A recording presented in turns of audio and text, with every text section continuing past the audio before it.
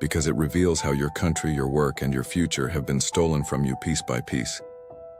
This is not a conspiracy. This is not theory, it is history. A history buried by politicians, ignored by historians, and hidden by the media.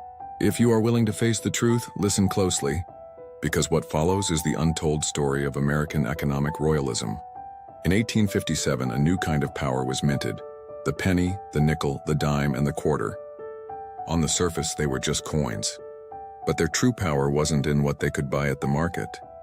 Their true power was in what they could buy in secret: politicians, newspapers, and public perception. From that moment, capitalism was unleashed with no guardrails. The wealthy grew wealthier. The working class struggled to keep up. The rich didn't just earn, they ruled. Between 1857 and 1932, America was dominated by a small class of powerful industrialists. Millionaires who wrote the laws, crushed labor, and shaped the lives of ordinary people. Some called it the Gilded Age. But for most, it was the age of unchecked capitalism. There were no safety nets. No social security, no minimum wage. No labor protections, just boom and bust market cycles in 1857 and 1873 and 1893 and 1907. Every time the wealthy were rescued, and every time workers paid the price. By the late 1920s, the imbalance had reached a breaking point. In 1929, the economy collapsed. By 1932, America stood on the edge of ruin. That's when a new idea arrived. It came from one man, a mathematician, a philosopher, an economist who saw the human cost behind every crash. John Maynard Keynes. John warned, "A market left to itself will not heal society. It will consume it." Keynes believed government's duty wasn't to destroy capitalism, but to stabilize it, to protect workers from collapse, to stop the rich from hoarding all the gains. Keynes' revolutionary idea was simple. When the private sector stops spending, the public sector must step in. Governments must invest in people, in jobs, in roads, in hope. This became known as Keynesian economics. And in 1932, the United States began to put it into practice. What happened next changed the world. And that, my friends, is where the real story begins. As we enter 1932, Americans stood at the edge of collapse. Unemployment was over 20%. Banks were failing, and the gilded system had broken under the weight of its own greed. A new president took office, Franklin Delano Roosevelt, and he brought with him something the United States had never seen before: Keynesian economics. Keynesian meant putting people back to work by using the power of government to stimulate the economy, to build bridges, roads, and schools, and to restore confidence. The New Deal wasn't one law. It was dozens of Keynesian reforms: Social Security, unemployment insurance, banking reform, jobs programs like the WPA and CCC, and protections for workers and unions.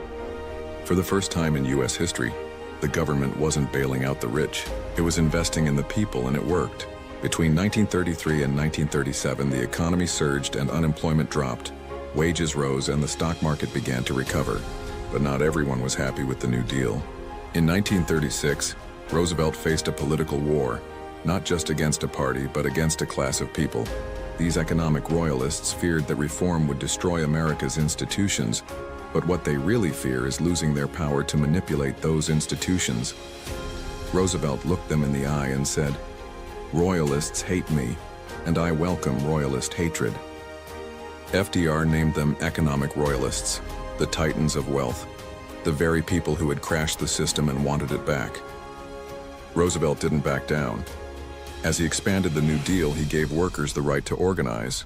He built a floor under the economy, and by 1940 the United States was recovering by the numbers. GDP grew more than 10% a year from 1934 to 1937, and unemployment was cut in half. Millions had jobs who didn't before, and people had hope again. Then came war. World War II didn't just reshape the globe, it supercharged Keynesian economics. Government spending ramped up for the war effort as factories reopened and women entered the workforce. Unemployment dropped below 2% by 1944. Meanwhile, Roosevelt was planning something even bigger to become new foundation for peace and prosperity. He called it the Second Bill of Rights: the right to a job, a decent home, medical care, education, and protection from economic fears. But he would not live to see it. In 1945, Roosevelt died in office. 1 year later, John Maynard Keynes also passed away. The two men who had reshaped the economy and who had given the people hope were both gone within a year. But the economic system they built with the protections, the jobs programs, the vision of an economy that worked for everyone, continued on. After the war, the United States faced a new test, the transition to peace. This time, Americans were ready. With Keynesian economics guiding the way, we invested in our people, not just in weapons. The GI Bill sent millions to college. New highways, bridges, and homes created jobs. Union membership soared and home ownership exploded. For the first time in American history, the working class became the middle class. Between 1946 and 1972, productivity nearly doubled. Wages rose over 90% and CEO pay barely moved. The gap between rich and poor shrank, poverty dropped, and opportunity expanded. It was an economy built from the bottom up and the middle out, not the top down. Factories boomed, and the average American family could afford a home, a car, a vacation, even send their kids to college on a single income. All of this happened while the national debt shrank in relation to the economy. The government was doing exactly what Keynes had predicted, which was spending when the economy slowed, saving when it sped up. Keynesian economics wasn't just theory anymore. It was working for a generation. The American dream felt real. It wasn't perfect, not for everyone, but for the first time the dream felt within reach. And for millions of families, it finally felt possible. As we enter the 1970s, viewers, storm clouds returned to America. Oil prices surged and inflation climbed. Wages stagnated and confidence was shook. And some began to whisper again, government is the problem. Let the market fix itself and cut taxes on the rich and it'll trickle down. Sound familiar? Same was said in 1896, in 1922, in 1932, and 1944. By the early 1970s, America was still benefiting from Keynesian economics with strong growth, expanding wages, and the middle class rising. But in 1973, an oil embargo sent fuel prices soaring, supply chains stalled, and goods became more expensive. Inflation, once manageable, began to surge as prices rose, but paychecks didn't. The economy wasn't growing, and Americans called it stagflation. It defied everything economists thought they knew. Between 1973 and 1980, inflation quadrupled and interest rates climbed to nearly 20%. Unemployment stayed high and people lost faith, not just in the economy but in the system itself. For many, the American dream began to feel out of reach quickly. Leaders tried to respond with wage and price controls, tax rebates, tighter monetary policy, but nothing seemed to work. Meanwhile, a new economic message was rising. A candidate promising a new dawn took office in 1981, bringing an opposite philosophy of Keynesian. For nearly 5 decades, government had played an active role in stabilizing the economy, a system based on Keynesian economics. But in 1981, policy shifted with the new administration's approach focused on reducing the role of government in economic life. This philosophy emphasized lowering taxes, cutting regulations, and reducing federal spending with the idea that growth would follow. One of the first major policy moves came in 1981 with a sweeping tax cut. The top marginal income tax rate dropped from 70% to 50%, with additional cuts across other brackets. Capital gains taxes were also reduced, and the overall tax burden on corporations and high-income individuals decreased significantly. At the same time, deregulatory efforts loosened rules on banking, energy, transportation, and telecommunications. If this sounds familiar, viewer, it's because these were the same philosophies that dominated through 1920s. These policies became known as supply-side economics. Supporters credited it with increasing investment and promoting growth. Others pointed to rising federal deficits and uneven benefits across income groups. In 1987 came Black Monday and the Dow fell 22% in a single day, which was the largest one-day loss in U.S. history. Markets recovered, but the crash underscored the dangers of deregulation. From 1981 to 1987, wealth tilted sharply upward. The top 1% grew their share of national income from 9% to 13.5%. But for ordinary workers, real wages barely moved at just $388 more per year than in 1981. Inequality climbed at one of the steepest rates since the 1920s in the 6 years. By decade's end, the Keynesian system had been dismantled. In 1989, a new administration carried forward the same philosophy. Tax cuts favoring the wealthy, deregulation, military spending, and resistance to major domestic investment. By 1992, the federal deficit had nearly tripled since 1980. Middle-class income had stagnated. Unions were weaker than at any point since World War II.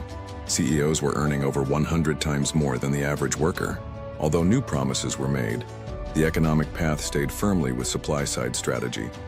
After 12 years, voters turned to something new.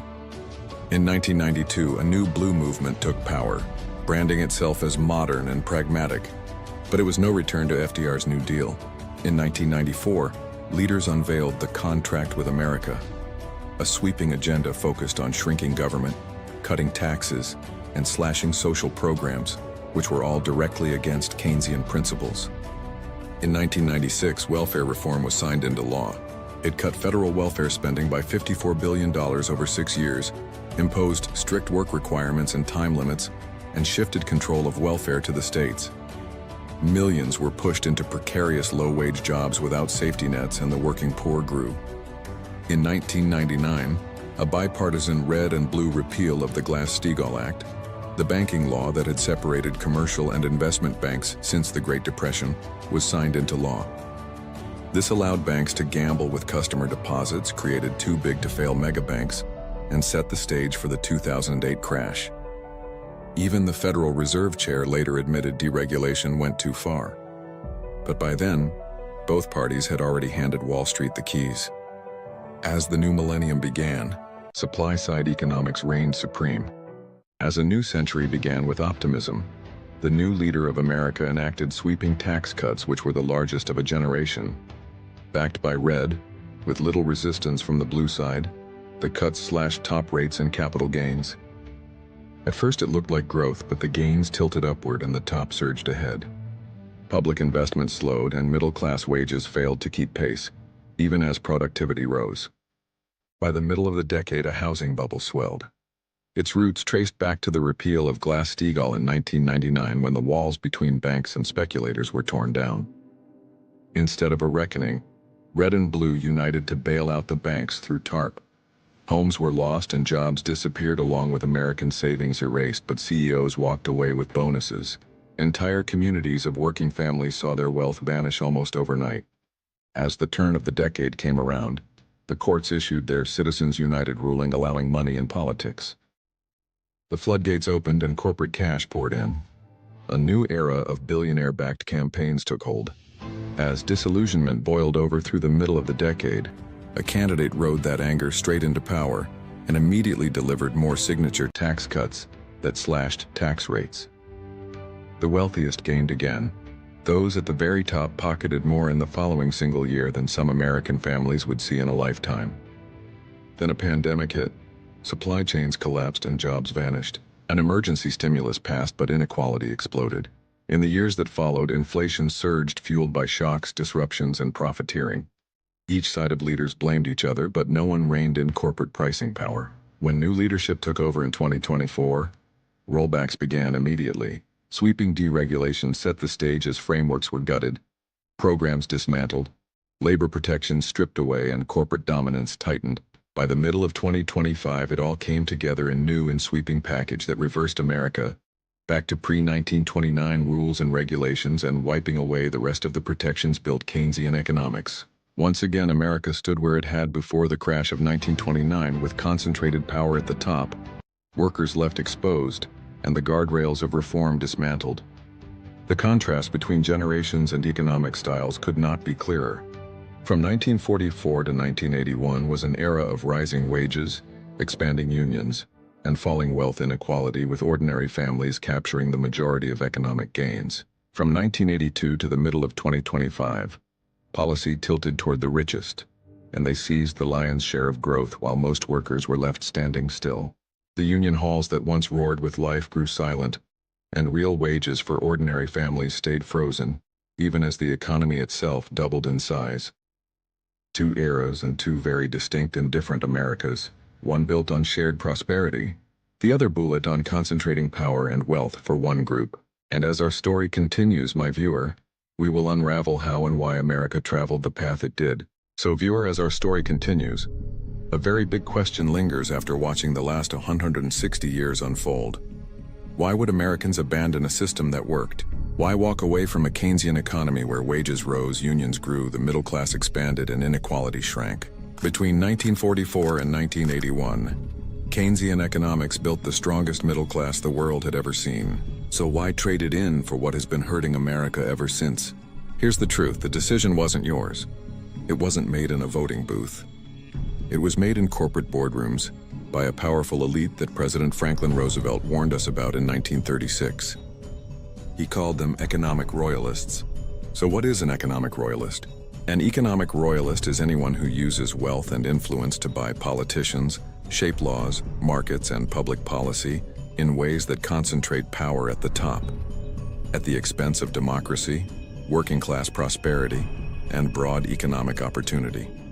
Royalists believe the economy should serve elite interests, first protecting corporate profits, deregulating industry, suppressing wages, and shrinking the public sector, all while disguising these moves as freedom or efficiency. Royalists resist systems like Keynesian economics that balance capitalism with fairness, and they work behind the scenes to undermine any reform that threatens their control. Most of all, economic royalists are not defined by party or title. They exist in both major political parties, in media empires, in corporate boardrooms, and on Wall Street. The economic royalist goal is simple: maintain a system where wealth protects itself and grows without accountability. And for a time, just a short time, the economic royalists were pushed back, from 1932 to 1981. But to understand how royalists returned, we have to go back to where it began, back to 1857. This is the story of how money took control of America and never let go. We begin in 1857, not with a revolution, but with a transaction, not with votes, but with wealth. That year, America introduced the penny, nickel, dime, and quarter. For the first time, the nation had a standardized currency, and with it, money gained a new kind of power, not just to buy things, but to buy people, to buy influence, to buy silence. This was the seed of economic royalism. By the 1870s and 1890s, America's wealth flowed upward at record speed. Railroad tycoons were handed over 100 million acres of public land. Monopolies like Standard Oil, U.S. Steel, and American Tobacco seized control of markets and politics. When workers rose up, like in the Great Railroad Strike of 1877, President Rutherford B. Hayes sent federal troops, not to protect citizens, but to protect capital. While ordinary Americans endured the Long Depression, fortunes of the ultra-elite only grew. This was Gilded Age capitalism, golden on the surface, rotten underneath. In 1896, reformer William Jennings Bryan warned, "You shall not crucify mankind upon a cross of gold." But money had already won. Industrialists like J.P. Morgan and Rockefeller quietly bought politicians and policies. They became the first true economic royalist of national power. In 1913, the Federal Reserve was created, pitched as reform, but designed more to stabilize banks than protect people. Then came war.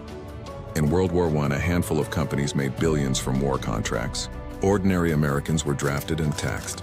The tycoons got rich in peace and richer in war.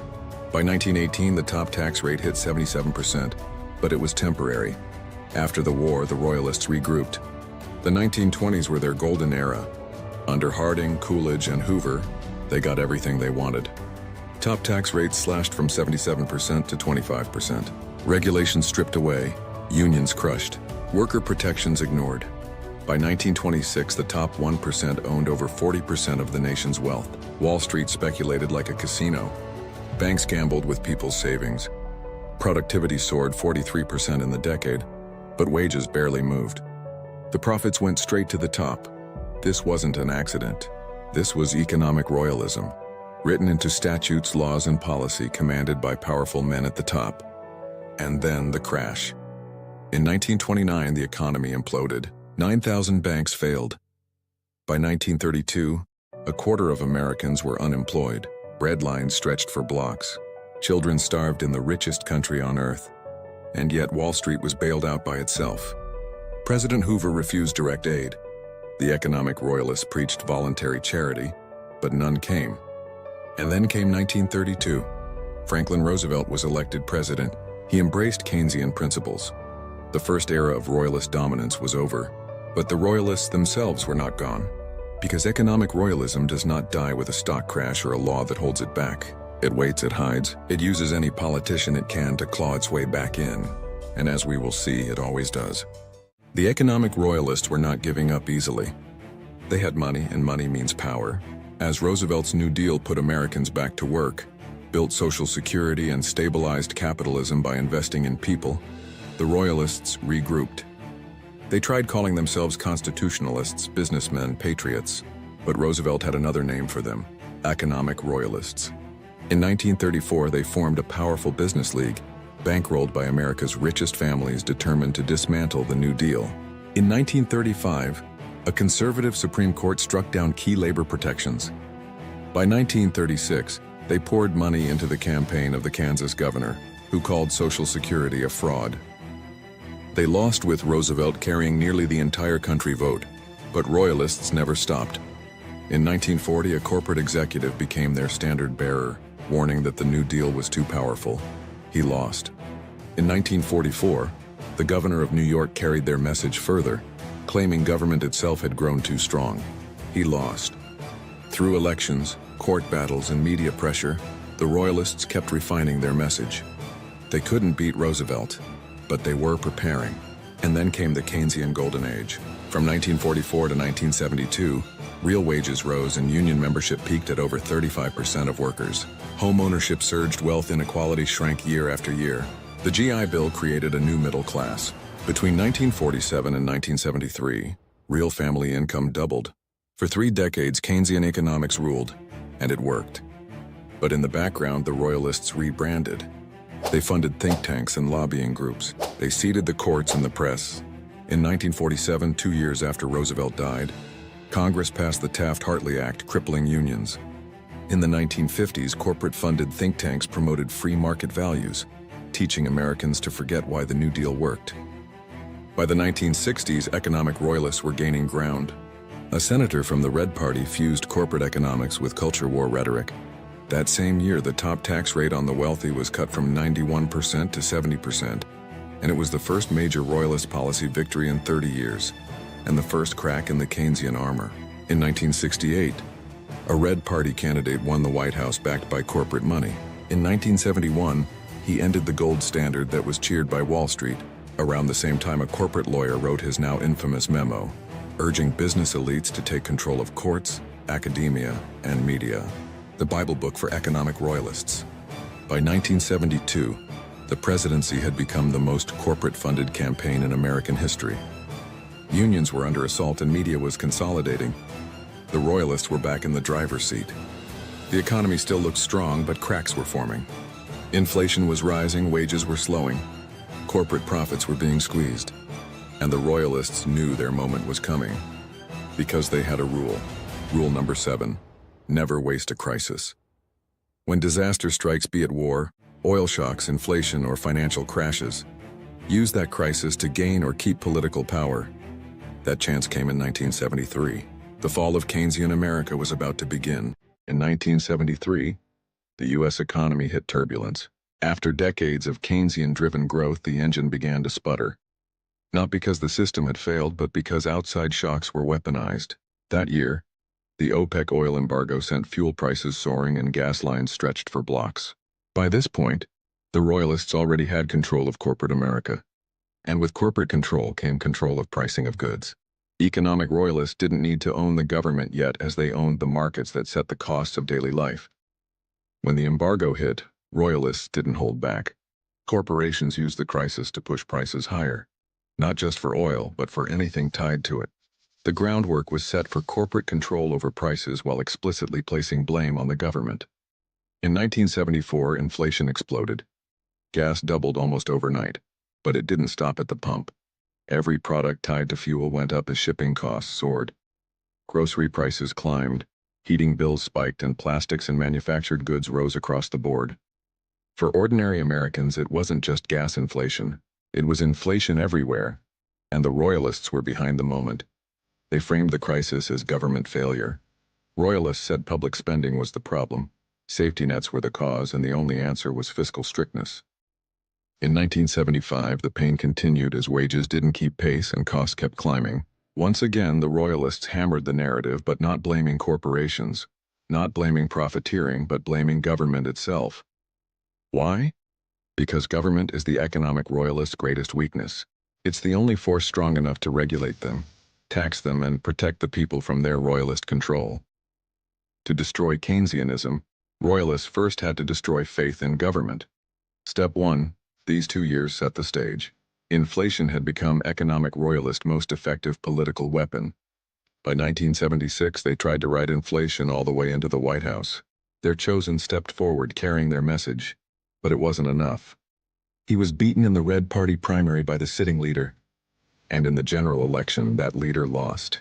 A Southern Democrat who was a centrist who tried to walk both lines won the presidency, but the royalists weren't discouraged. They had planted the seed. Inflation was now their scalpel. By the late 70s, the strategy was refined. The new president believed compromise could work. Instead, he took advice from the royalist side by folly. Interest rates soared toward 20%. Families couldn't buy homes. Farmers went broke and small businesses collapsed. Inflation stayed high, but working people carried all the pain. By 1979, consumer prices were rising at 13% a year. Wages were stagnating and union power was falling. The Keynesian economic New Deal shield had cracked from manipulation. And in 1980, the royalists struck a fatal blow. Their chosen returned, promising to get government off your back. But his real plan was clear. Early in the tenure, an extreme event shook the nation. The surge of sympathy and support that followed gave significant momentum to push through the signature bill in United States history, the Economic Recovery Tax Act of 1981. The top tax rate on the wealthy was slashed from 70% to 50%, corporate and capital gains taxes gutted.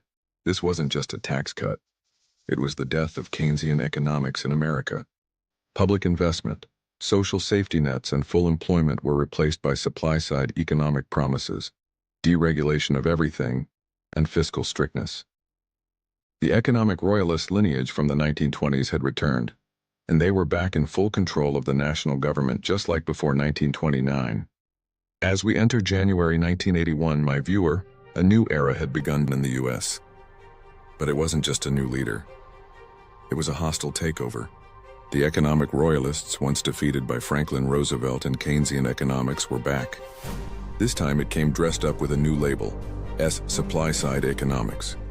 But make no mistake, this was the very same economic royalist agenda Roosevelt had warned us about 45 years earlier. So what was supply economics? Supply side meant massive tax cuts for the wealthy. In 1981, the top marginal tax rate was slashed from 70% to 50%. By 1986, that tax for the rich fell again to just 28%. 70% tax to 28% tax in 5 years, folks. A hell of a raise for one small group against a larger population. Corporate tax rates dropped from 46% to 34%. Tax cuts weren't policy experiments. Tax cuts were the central goal of the royalists. Royalists wanted every single dollar of their ancestors' money back that they had lost over the last 50 years to tax. So supply side meant deep cuts to social programs. In 1981 alone, more than 1 million Americans were stripped of food stamps while public housing and education programs were gutted. Royalists were after that money. Supply economics meant deregulation across the board. Between 1981 and 1986, nearly half of all federal rules were eliminated, including environmental protections, financial safeguards, labor rights. Supply also meant dismantling the protections built under Keynesian economics. The 1980 Depository Institutions Deregulation and Monetary Control Act, signed under one administration but implemented in the next, removed interest rate caps and let banks gamble more freely. Then the 1981 Economic Recovery Tax Act, the largest tax cut in U.S. history up to that point, handed over 60% of its benefits to the top 10%. The 1982 Germain Act deregulated savings and loans, leading directly to the savings and loan crisis that cost taxpayers $124 billion. What were the results of these supply-side economic decisions? On October 19, 1987, called Black Monday, the stock market collapsed 22% in a single day, the worst one-day drop in U.S. history. It was the first major financial crash since 1929, and that 1987 crash happened for the very same reason of the 1929 crash: unregulated speculation. The safeguards of the New Deal had kept America safe for nearly 60 years until the royalists dismantled them. Worker productivity grew 13% between 1981 and 1989, but real wages only 2.6%. For most Americans, there was no progress. Meanwhile, CEO pay exploded, of course. In 1980, the average CEO made 30 times what a worker earned, but by 1989 it was 70 times.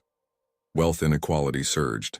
The top 1% took home 8% of national income in 1980, but by 1989 it was 13.5% researched. Union power collapsed as membership fell from 20% to 16%, and the poverty rate never moved as it was 13% in 1981, and undersupply, 13% in 1989. GDP grew more than 30%, yet the poor never saw a dime.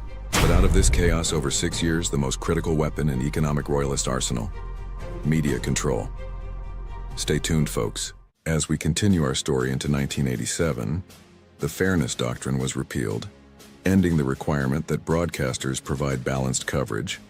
This allowed a new voice hit the airwaves that was loud, mocking, and relentless. For the first time, millions of Americans tuned in daily to hear government, minorities, and working people ridiculed as the enemy. What had once been public airwaves turned into partisan entertainment. It was the birth of angry talk radio that became a permanent megaphone for economic royalists, broadcasting division and resentment 24 hours a day. By the close of the 1980s, supply-side economics had struck back as the richest Americans paid the lowest taxes in half a century. Banks were riskier and freer than ever. Corporate media was no longer balanced or publicly accountable. Workers had lost their bargaining power, and wages were stagnant while wealth inequality surged.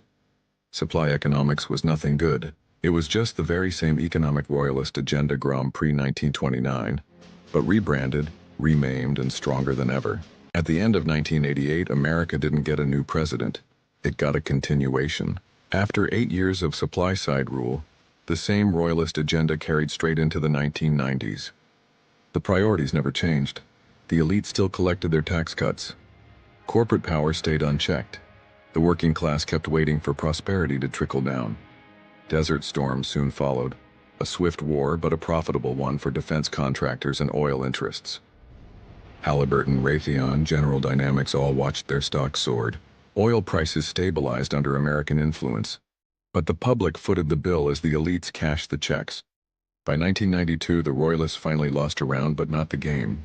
After 12 years of uninterrupted supply economic rule, the opposition promised to help the forgotten middle class. But what the country got was not a break from the Royalists or Keynesian principles. It was the arrival of a new weapon: bipartisan economic royalist rule.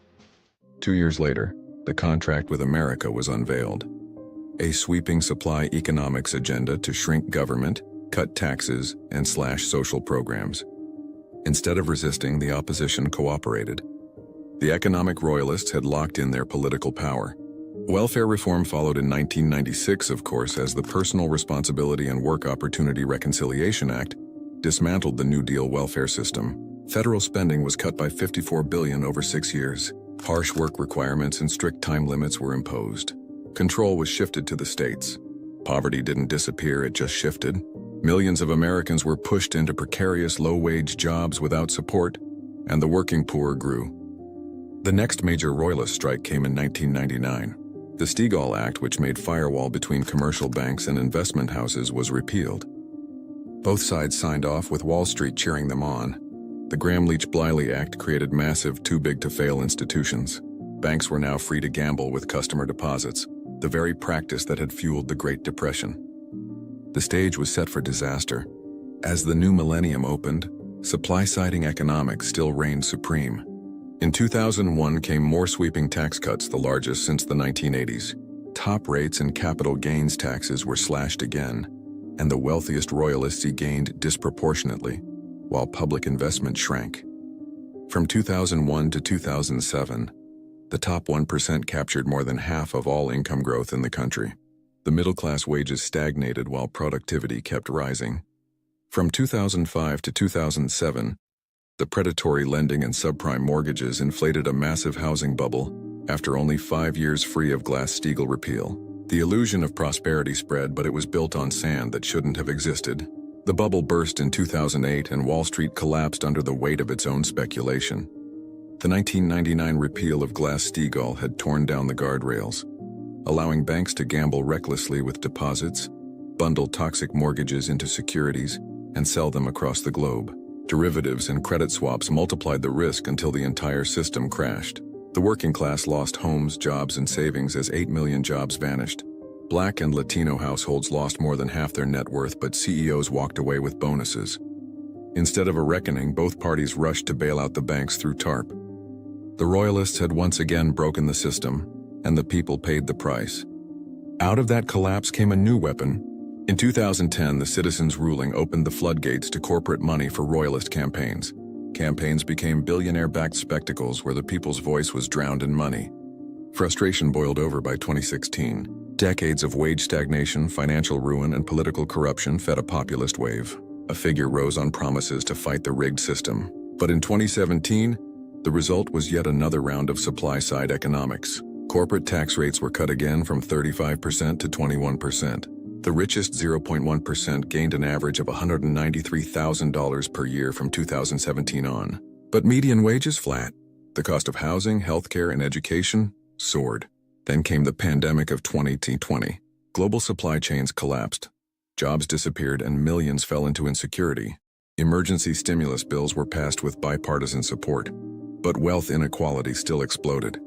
While 30 million Americans faced food insecurity, billionaires increased their wealth by $1.6 trillion in just 1 year. And as always, the Royalists treated the crisis as an opportunity. It was time to utilize one of their best weapons, inflation. They turned price spikes from supply shocks and profiteering into a political bludgeon. Instead of confronting corporate greed, they pointed the finger at the current leader and used inflation to take power. Between 2021 and 2024, inflation dominated national life. Prices surged, driven not only by pandemic shocks but by profiteering campaign gains. Corporations raised prices far beyond costs, and leaders pointed fingers while refusing to regulate. The economic royalists tightened their grip. In 2024, economic royalists returned with force. Frustration, fear, and confusion opened the door. Soon after came the Triple B, a sweeping rollback of modern regulation. With the signing, the country was pushed back toward the laissez-faire era of 1857 to 1932, where our story began, before the safeguards of the New Deal. Programs dating back to Roosevelt were gutted, labor protections weakened, and corporate dominance enshrined. By 2025, the circle was complete as 40 years of supply principles had erased the legacy of Keynesian economics. What began as a hostile takeover in 1981 ended as a permanent order. The Royalists had won. Or so they thought. Yes, the Royalists had certainly thought they had the game licked, but they were wrong. Dead wrong, actually. So viewers, this is a good time for me, Bluegrass 88. The economic hammer to say up until now. You may have noticed we haven't said much about economic royalism. That was intentional. Before making this documentary, the assumption was that economic royalists operated only in the United States. But research by both humans and artificial intelligence revealed something startling. Economic royalists exist in 130 plus of the world's roughly 195 United Nations countries. Read that again. This is not an American problem. It's a global phenomenon. That's why this documentary uses the term economic royalism. It describes a system where power and wealth concentrate into the hands of a small elite, the royalists, who use political influence, legal manipulation, and economic control to serve themselves at the expense of everyone else. And you just seen the proof.